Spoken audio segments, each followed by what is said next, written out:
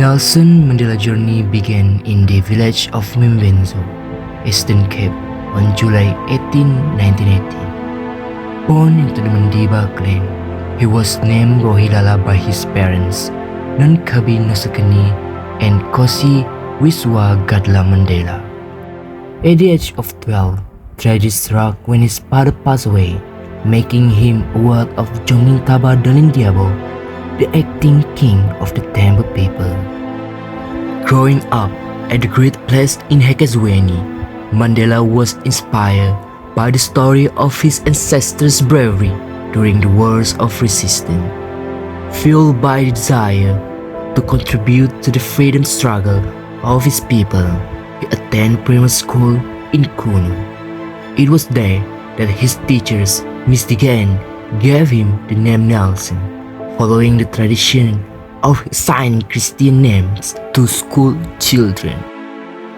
Mandela pursued his education at Clarkbury Boarding Institute and later at Hilltown, where he matriculated from a Wesleyan secondary school.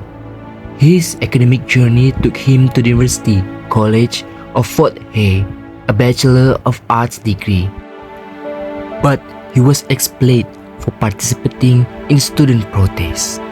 While working, Mandela earned his BA degree from the University of South Africa and graduated from Fort Hare in 1943. Despite facing challenge, he pursued an LLB at the University of the Witwatersrand, leaving without graduating in 1952. Mandela resumed his studies with the University of London after his imprisonment in 1962 but did not complete the degree. Nelson Mandela's journey into politics unfolded in 1942, but it wasn't until 1944 that he officially joined the African National Congress (ANC), when he played a pivotal role in the formation of the ANC Youth League. And so, during this time, Mandela's commitment to the political cause intensified. In 1944, Mandela married Evelyn Mays, nurse and cousin of Walter Sisulu. They had two sons, Tembi and Magato, as well as two daughters, both named Makaziwe, with the first tragically passing away in infancy. However, Mandela's personal life experienced strains, leading to his divorce from Evelyn in 1958. Mandela quickly rose through the rank of the NCL, contributing to the adoption of a more radical mass-based policy called the Programme of Action by the ANC in 1949. This marked a turning point in the organization's approach to the challenging apartheid. In 1952, Mandela assumed the role of National Volunteer-in-Chief for the Defense Campaign, a civil disobedience movement against unjust law, undertaken jointly with the South African Indian Congress. Mandela, along with 19 others, faced charges under the Supervision of Communism Act and received a 9-month hard labor sentence suspended for 2 years. Having earned a 2-year diploma in law on top of his BA, Mandela was now qualified to practice law. In August 1952, he and Oliver Tambo established Mandela and Tambo, South Africa's first black-owned law firm in the 1950s.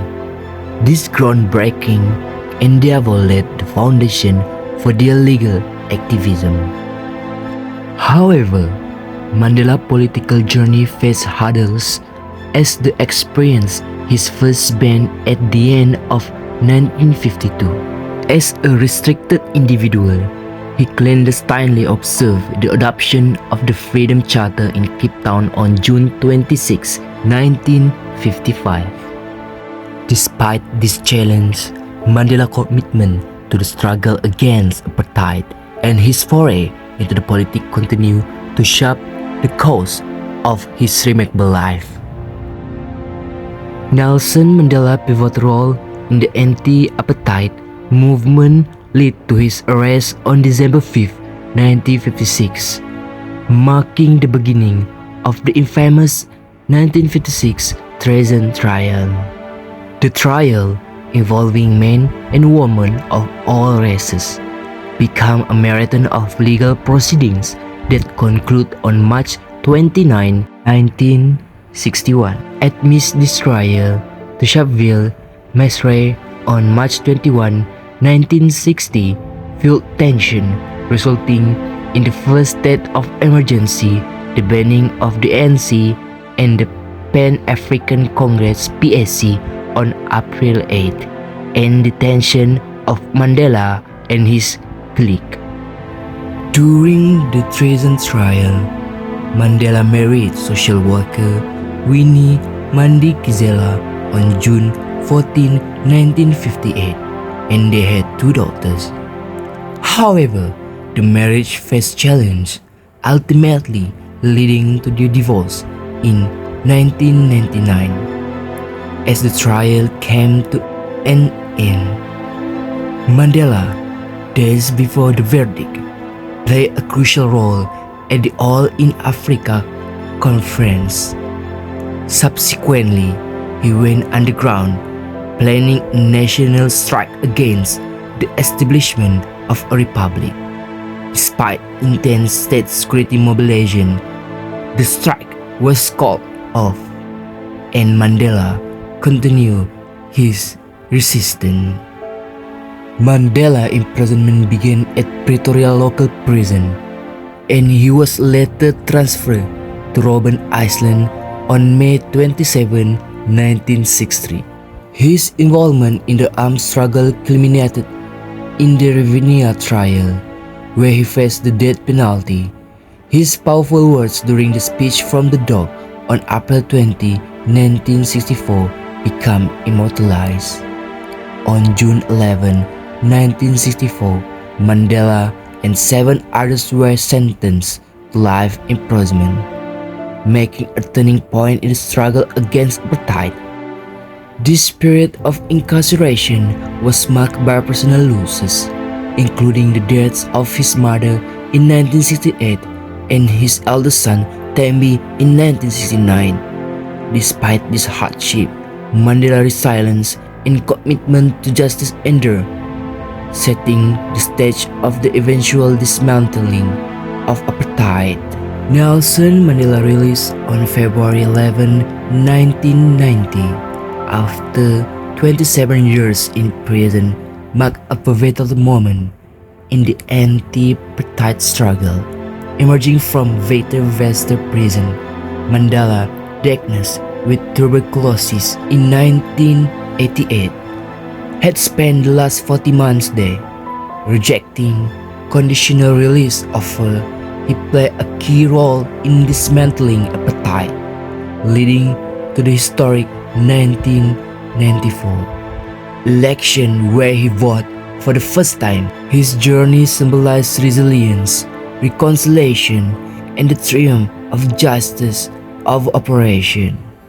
On May 10, 1994, Nelson Mandela became South Africa's first democratically elected president, concluding his anti-apartheid struggle. His presidency represents justice and democracy triumphing, leading to a new era. Mandela stepped down in 1999 after 1 term, staying committed to humanitarian causes.